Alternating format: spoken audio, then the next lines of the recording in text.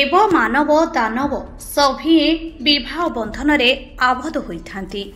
एही पारंपरिक धारा को बजाय रखिबा पई जुगे जुगे चली आसुची वैवाहिक प्रथा।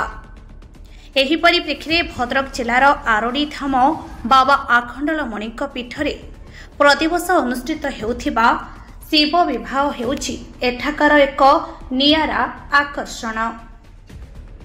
प्रतिवर्ष परी एही वर्ष पवित्र शीतल षष्ठी रे वरानुगमन शोभायात्रा रे सेवायत माने निजकु वेदपति ब्रह्मा, प्रभु नारायण, देवराज इंद्र, वरुण देव, जंतुपति जम, कुबेर, महाग्रह शनि, सूर्यदेव चंद्र, देवर्षि नारद, नंदी, भृंगी आदि देवता, दानव तथा किन्नर वेशरे निजकु सज्जित करी बरजात्री रूपे जोग देइथिले।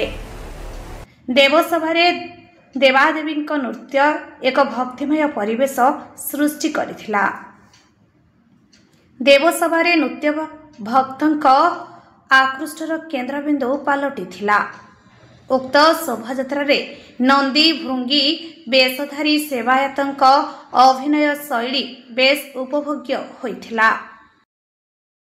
श्रीजीव बाबा आखंडलमणि बर रूप में विराजमान करुछंती एक सुसज्जित पालिंग रे सुसज्जित विमान रे ए जो वरानुगमन शोभायात्रा अनुष्ठित हेउची लक्ष लक्ष भक्त आपणकर ए वरानुगमन शोभायात्रा रे बरजात्री रूप में आपणकर सामिल होइछंती।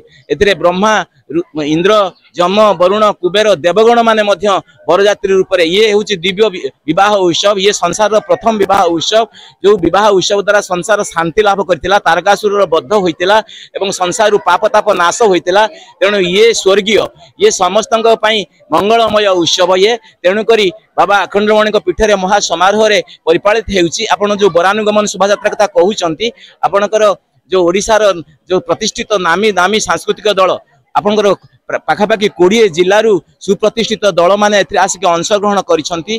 जो लक्ष लक्ष भक्त समागम होइचंती। आपणकर जो सांस्कृतिक दल आपण जदि आपणकर केन्दुझर जो कलश नृत्य कथा कहतु, ढेंकानाल आपणकर दुलदुली मादल कथा कहतु, ब्रह्मपुर जोड़ी शंख कथा कहतु, राजस्थान अघोरी कथा कहतु, पश्चिम बंग मेदिनीपुर आपणकर मयूर चूड़िया वाद्य कथा कहतु, यही सुप्रतिष्ठित वाद्य एवं सुप्रतिष्ठित कलाकार माने आज अंशग्रहण करछंती। लक्ष लक्ष भक्त मध्य शोभायात्रा बर्तमान शोभायात्रा चलीची बर्तमान विजय करुछंती आपण विवाह मंडप को माता पार्वती सहित विवाह उत्सव आज अनुष्ठित हेबो परिपालित हेबो एवं भक्त मानक उद्देश्य जो माने आज रे उत्सव पीठर माने पीठ को आसीछंती सेमानक उद्देश्य रे बाहागरिया माहौल सृष्टि होईची। आपणकर विभिन्न प्रकार खाद्य पानीय व्यवस्था मध्य करा जायछि निशुल्क।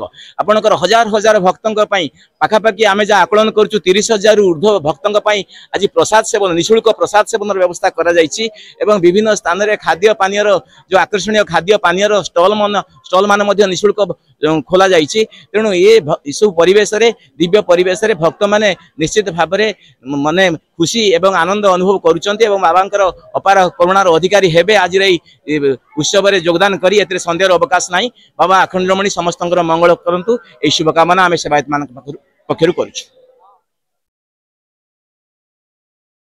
भद्रकरू अमूल्य कुमार माझी रिपोर्ट, अमूल्य लाइव।